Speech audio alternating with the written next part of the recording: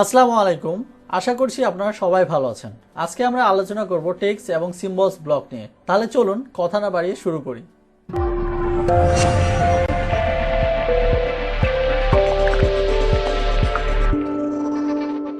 Text ব্লকের সবার প্রথমে যে অপশনটি সেটা হচ্ছে টেক্সট বক্স। আর এই টেক্সট বক্সটি ব্যবহার করার কারণ হচ্ছে আপনি যদি আপনার এই ডকুমেন্টের কোনো ইম্পর্ট্যান্ট টেক্সটকে ফোকাস করতে চান, সেটার জন্য আপনি চাইলে এই টেক্সট বক্সটি ব্যবহার করতে পারেন। তো আমি প্রথমেই এই টেক্সট বক্সে ক্লিক করছি এবং ক্লিক করার সাথে সাথে আমরা এখানে অনেক রকমের টেক্সট বক্স দেখতে পাচ্ছি। তো আপনার এখান থেকে যে বক্সটি প্রয়োজন আপনি সেটা এইভাবে সিলেক্ট করে নেবেন। আর এই টেক্সট বক্সগুলো ছাড়াও আমরা নিচে আরেকটি মোর টেক্সট বক্সের অপশন দেখতে পাচ্ছি।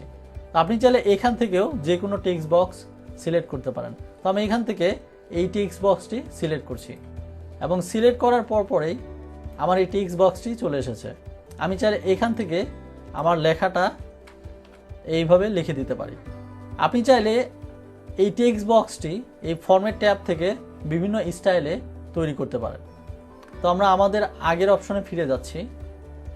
এর পরের যে অপশনটি সেটা হচ্ছে ড্র টেক্সট বক্স। আপনার যদি এই টেক্সট বক্সগুলো পছন্দ না হয়, আপনি চাইলে ড্র করে নতুন একটি টেক্সট বক্স তৈরি করতে পারেন। আমি এই অপশনে ক্লিক করছি। ক্লিক করার পর আমার কার্সরটা চেঞ্জ হয়ে গেছে। দেন আমি আমার এই টেক্সট বক্সটি যতটুকু প্রয়োজন এইভাবে তৈরি করে নিব। দেন আমি এখানে চাইলে লিখতে পারবো। এর পরের যে অপশনটা সেটা হচ্ছে কুইক পার্টস।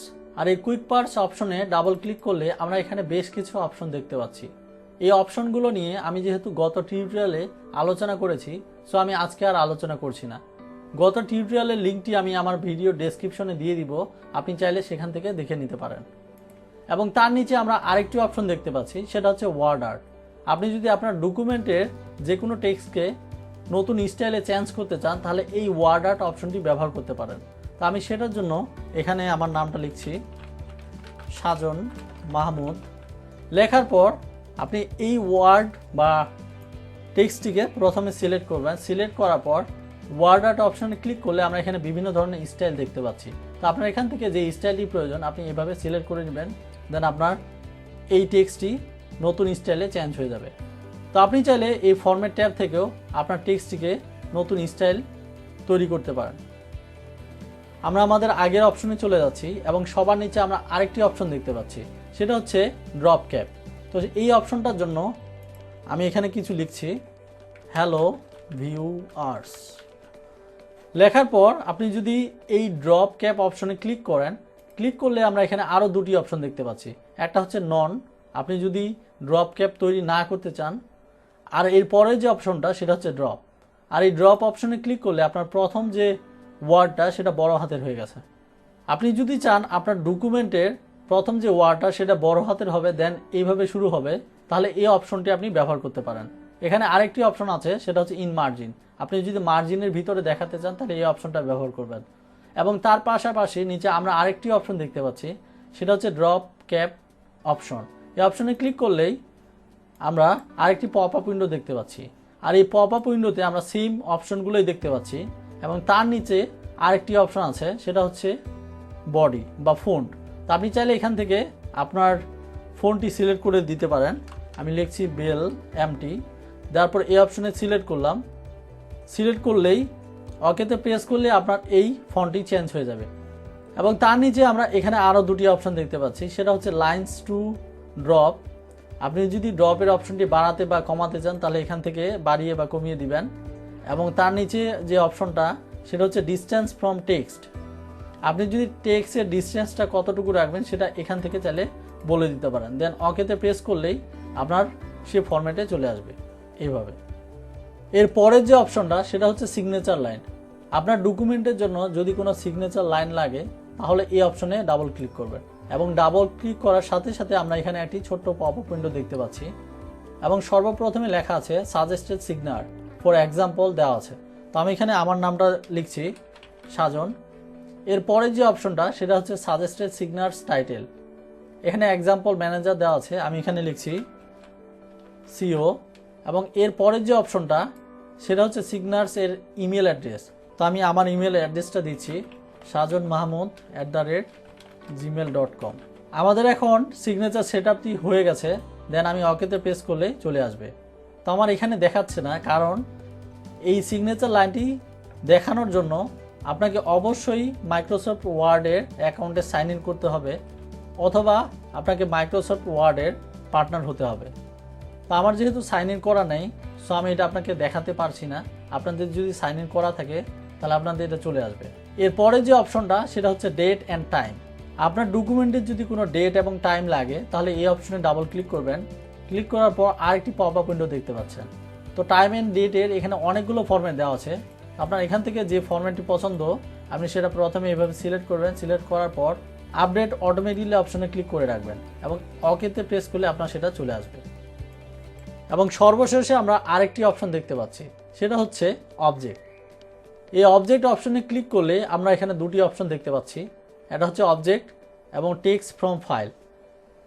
তো প্রথম যে অবজেক্ট অপশনটি আছে সেটাতে আমরা ক্লিক করার সাথে সাথে আরেকটি পপ আপ উইন্ডো দেখতে পাচ্ছি। তা আপনি যদি আপনার ডকুমেন্টের সাথে আপনার কোনো অবজেক্ট, যেমন কোনো ধরনের song, video file, PDF file, word file, এইসব যদি আপনার ডকুমেন্টের সাথে ওয়ার্ড ফাইলে আপনি অ্যাড করতে চান তাহলে এই অবজেক্টের মাধ্যমে আপনি সেটা অ্যাড করতে পারেন। প্রথম যে অপশনটা সেটা হচ্ছে ক্রিয়েট নিউ ফাইল। তা আমরা যদি কোনো অবজেক্ট ক্রিয়েট করা না থাকে তাহলে আমি এখান থেকে সেটা ক্রিয়েট করে নিতে পারি। তো আমার যেহেতু অবজেক্ট ক্রিয়েট করা আছে, সো আমি ক্রিয়েট ফ্রম ফাইল অপশনে যাচ্ছি। দেন এখান থেকে আমার সেই ফাইলটিকে ব্রাউজ করে দিব। তো আমি এখানে একটা ভিডিও সিলেক্ট করছি। সিলেক্ট করার পর ইনসার্ট অপশনে ক্লিক করলাম। ক্লিক করার পর আমরা এখানে নিচে দুটি অপশন দেখতে পাচ্ছি, একটা হচ্ছে লিঙ্ক টু ফাইল। আপনি যদি লিঙ্কটা দেখাতে চান তাহলে এই অপশনে ক্লিক করবেন। তো আমি যেহেতু লিঙ্কটা দেখাবো না, so display as a icon, আমার এই ডকুমেন্ট ফাইলে ডিসপ্লে করবে আইকন হিসেবে। তো আমি এই অপশনে ক্লিক করছি, তো এই আইকনটা দেখাবে। তো আপনি যদি আবার আইকনটা চেঞ্জ করতে চান তাহলে চেঞ্জ আইকন অপশনে ক্লিক করবেন। দেন এখান থেকে আমরা তিনটা আইকন দেখতে পাচ্ছি, যে আইকনটা আপনার পছন্দ হবে আপনি এভাবে সিলেক্ট করে দিবেন। সিলেক্ট করার পর ওকে অপশনে ক্লিক করে দিবেন। এরপরে যদি আমরা ওকে অপশনে ক্লিক করি আমাদের সেই ভিডিও অবজেক্টটি চলে আসবে। দেন আপনি যদি এখানে আপনার ওয়ার্ড ফাইলে ডাবল ক্লিক করেন দেখবেন যে আপনার ভিডিও ফাইলটি ওপেন হয়ে যাবে। দেখুন ওপেন হয়ে গেছে। এরপরে চলুন তাহলে অন্য ফাইলগুলো আমরা কিভাবে অ্যাড করি অবজেক্ট হিসেবে সেটাও দেখে নিই। সেটার জন্য আমি এই অপশনে আবার ক্লিক করছি, দেন অবজেক্ট অপশনে, এরপরে ক্রিয়েট ফ্রম ফাইল, ব্রাউজ অপশনে। এরপরে আমি এখন একটা পাওয়ার পয়েন্ট ফাইল অ্যাড করব। তো আমি এখান থেকে এই যে পাওয়ার পয়েন্ট ফাইলটা সেটাকে অ্যাড করছি। দেন ইনসার্ট অপশনে ক্লিক করলাম। এরপরে ডিসপ্লে অ্যাজ আইকন অপশনে ক্লিক করব, যে আমার আইকনটি কীরকম দেখাবো। তো এখানে অনেক ধরনের আইকন আছে, আপনার যে আইকনটা পছন্দ সেটা দেখাবেন। তো আমি এই আইকনটাকে সিলেক্ট করে দিচ্ছি, দেন ওকেতে প্রেস করছি। এরপর যদি আমি ওকেতে প্রেস করি দেখবেন যে আমার পাওয়ার পয়েন্টের ফাইলটি এখানে চলে এসেছে। এখন এইখান থেকে আমি চাইলে এই পাওয়ার পয়েন্টের ফাইলটিকে ওপেন করতে পারি। ডাবল ক্লিক করলেই আমার এসে পাওয়ার পয়েন্টের ফাইলটি ওপেন হয়ে গেছে। আমি এটাকে ক্যান্সেল করে দিলাম। এভাবে আপনি চাইলে আপনার ডকুমেন্টে যে কোনো ধরনের অবজেক্ট ফাইল অ্যাড করতে পারবেন। এরপরে আমরা এখানে আরেকটি অপশন পাচ্ছি, সেটা হচ্ছে টেক্সট ফ্রম ফাইল। এই অপশনে ক্লিক করলে সেমভাবে আমাদের কোনো যদি ওয়ার্ড বা টেক্সট ফাইল থাকে তাহলে এইভাবে সিলেক্ট করে দেবো। দেন ইনসার্ট অপশনে ক্লিক করলে সেই ফাইলটি আমাদের ওপেন হয়ে যাবে। তো আমি কন্ট্রোল জেড দিয়ে ব্যাকে যাচ্ছি। তাহলে এই অবজেক্টগুলো আমার যেহেতু লাগবে না, সো এই অবজেক্টগুলোকে আমি ডিলিট করে দিচ্ছি। এরপরের যে ব্লকটা সেটা হচ্ছে সিম্বলস ব্লক। আর সিম্বলস ব্লকের প্রথম যে অপশনটা সেটা হচ্ছে ইকুয়েশন। আপনার ডকুমেন্টে যদি কোনো ইকুয়েশনের প্রয়োজন হয় তাহলে আপনি এই অপশন থেকে যে কোনো ইকুয়েশন ব্যবহার করতে পারেন। আর এই ইকুয়েশন ছাড়া আমরা নিচে আরেকটি অপশন দেখতে পাচ্ছি, সেটা হচ্ছে মোর ইকুয়েশন। আপনি চাইলে এই মোর ইকুয়েশন অপশন থেকেও যে কোনো ইকুয়েশন এভাবে সিলেক্ট করে ব্যবহার করতে পারেন। তো আমরা আমাদের আগের অপশনে ফিরে যাচ্ছি, ইনসার্ট ট্যাবে থেকে ইকুয়েশন অপশনে এর পরের যে অপশনটা সেটা হচ্ছে ইনসার্ট নিউ ইকুয়েশন। তো আপনার যদি মনে হয় এই ইকুয়েশনগুলো আপনার লাগবে না, আপনি নতুন একটা ইকুয়েশন তৈরি করবেন, তাহলে এই অপশনটা ক্লিক করবেন। ক্লিক করলে আপনি এখানে যে কোনো ইকুয়েশন তৈরি করতে পারেন। তো আমরা আমাদের আগের অপশনে ফিরে যাচ্ছি। এর পরের যে অপশনটা সেটা হচ্ছে ইন ইকুয়েশন। আপনি চাইলে যে কোনো ইকুয়েশন লিখে সেটা তৈরি করতে পারেন। তো এই অপশনে ক্লিক করছি। ক্লিক করার পর আমাদের এখানে লেখার জন্য আরেকটি অপশন চলে এসেছে। আপনি যদি এখানে লেখেন আমি লিখছি এখানে আলফা, বিটা এবং গামা। দেখুন আমার 3টি চলে এসেছে। এখন আপনি যদি এখান থেকে কোনো কিছু ভুল লেখেন, লেখার পর আপনি চাইলে এখানে ইরেজ অপশনের মাধ্যমে সেটাকে মিশিয়ে দিতে পারেন, এবং আপনি চাইলে ক্লিয়ারও করতে পারেন এই অপশনের মাধ্যমে। দেন আবার যদি আপনি লিখতে চান তাহলে এইভাবে লিখতে পারেন। লেখার পর ইনসার্ট অপশনে ক্লিক করলে আপনার সেই সিম্বলটা এখানে চলে আসবে। তো আমরা এর পরের যে অপশনটা সেটা হচ্ছে সিম্বল। আর এই সিম্বল অপশনে ক্লিক করলে আমরা এখানে অনেক ধরনের সিম্বল পাচ্ছি। তো আপনার এখান থেকে যেই সিম্বলটি প্রয়োজনীয় সেই সিম্বলটি আপনি এখানে সিলেক্ট করবেন। সিলেক্ট করার পর ইনসার্ট অপশনে ক্লিক করলেই আপনার সেই সিম্বলগুলো চলে আসবে। এর পরের দিন আমরা ইকুয়েশনের প্রত্যেকটা ব্লক নিয়ে বিস্তারিত আলোচনা করব। আশা করছি আপনারা সবাই আমার সাথে থাকবেন। আজকের ভিডিওটি দেখার জন্য ধন্যবাদ সবাইকে।